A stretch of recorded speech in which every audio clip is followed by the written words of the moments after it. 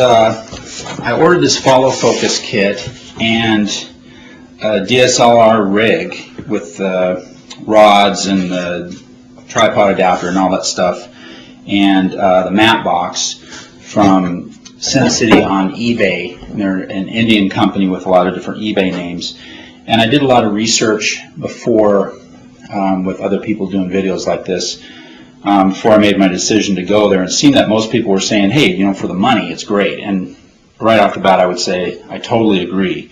You know, you're not getting your full quality like you would with you know, Red Rock Micro or Zacuto, but again, I'm not shooting $100,000 films.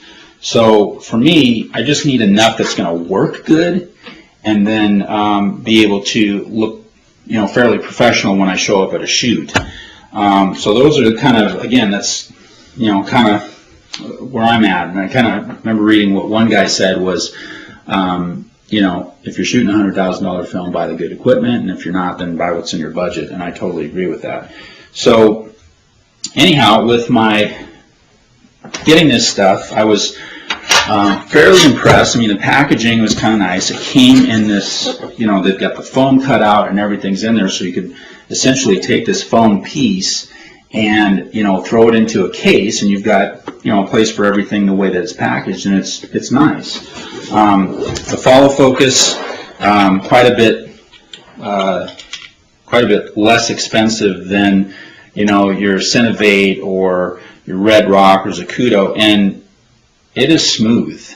I mean, there's no play in mine. Now, I've read some other ones where some people had some play, but here's what I realized is that inside here there is a little Allen wrench or a little nut with an Allen head that you stick through this hole here, and you can tighten it up. Because some people, what happened is this kind of fell on the table hard and it loosened up, and there was like a good millimeter, 2 millimeter of slop in there. And what it was is it's just this was loose on the shaft. As far as the bearings, I mean, the bearings are smooth and quiet, and it's very nice. But if that happens, you just throw a little Allen wrench in there. I think it's like a, I don't know, 2 or 3 millimeter or something. It's pretty small, and you tighten it up, and you don't have to worry about it. You know, this is plastic, but there is a metal thread in here that's actually hooked to the shaft, so you can, you know, reef on it pretty good to get it tight. And now that it's tight, it's fine. Start putting it together.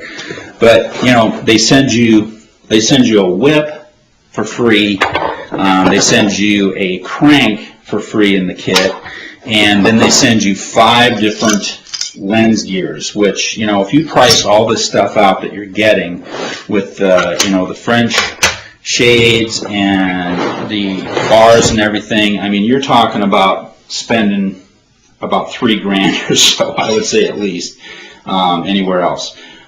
The cool thing is that they send you all this extra stuff. I mean, you've got all different kinds of extra size for your tripod adapters, screws, extra knobs in case, you know, one breaks or gets lost or something. You get some spacers so you can adjust the height on your plate for your camera. You know, they threw, which is nice. I mean, you know, you got to be a little creative and stuff like this, because nothing is ever made specifically for the 7D or the 5D. But anyhow, let's put this together, and we'll show you what it looks like. So the first thing, got the plate on there for the tripod head, 501 head, basic video head. We'll pop that on there, tighten that right there. My bars are going to go out probably about this far, because what I did is I took my, I took this right here that was in the front. It was like this, mounted here, like the back piece, so you have double. And I used it, so I drilled a hole and then attached a little 1/4 inch adapter on there, you know, with the swivel head and stuff for my monitor. And, you know, you could buy one of those, one of their things for, I think they're like 120 bucks for one that will go off here and then hook your monitor so you can move it and stuff. But this, I figured, hey, you know, I'll try this first, see how it works. And I'm pretty happy with it. Works fine. This is not meant to be a shoulder rig. So stuff I'm doing is either on a slide or a tripod, so I decided that this was fine for me. Now, the camera, you have to mount forward, and I just go all the way on this.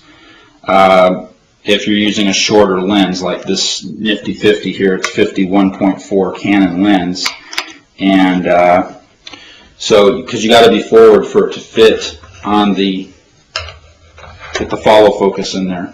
Then the ring gear, I believe is this one. Oh, this one right here. It's kind of funny because they give you these. They give you 6 gears, and some of them are huge. I mean, I don't know what kind of lens that is, or this one here, but I don't have one. So 2 of these would have been great. I just right now have 2 lenses, but that's just going to fit on there. This is like a perfect size for that. You can just give this a little twist. And then this, I'm right-handed, so I'm moving with the right and focusing with the left. So I have to go a little further out. Now, you can see on here, again, shorter lenses have a little bit of a problem because the gearbox is going to come in and hit the body. So you have to kind of move this a little bit forward so you're not making, direct, contact with the gear, like, lined up. So, but it's okay if it overhangs a little bit. It's just the way it's going to have to be.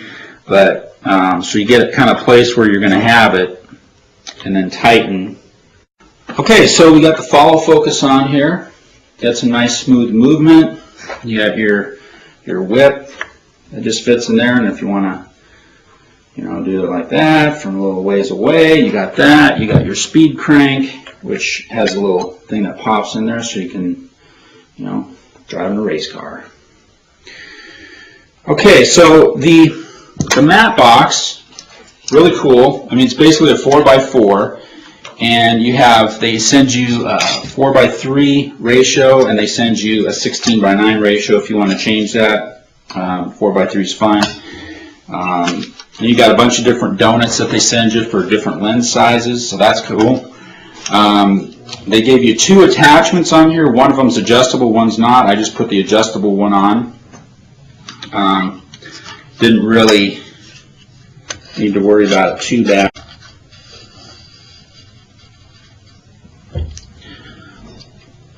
And that's all pretty much preset. You got your, just tighten it down right there, and you're set. Flags, if you want those. You got 2 little notches. They just fit in the top there. These are kind of cool. They have the adjustments here for how far you want that to go down. Move. And the side flags, they have a slot here that just goes into the slot, and you just tighten, squeezes the slot together. It's a pretty simple design, but it works great. And there you go. You got the whole thing. And then what I've added is I ended up going with the small HD, which has been a great monitor, very professional. But this is pretty simple how this goes together here.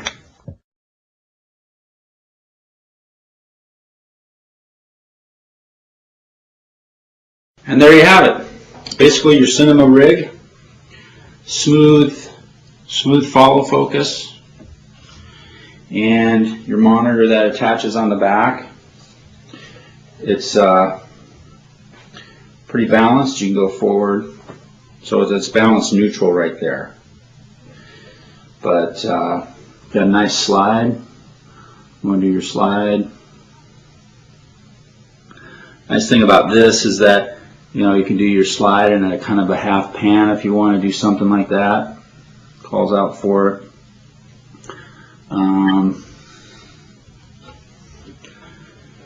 Gone uses your. Now the only thing about the IGA slide is that if you torque it, it's going to tighten because you're pushing down on one ear. It's not meant to torque. It's meant to have centered weight.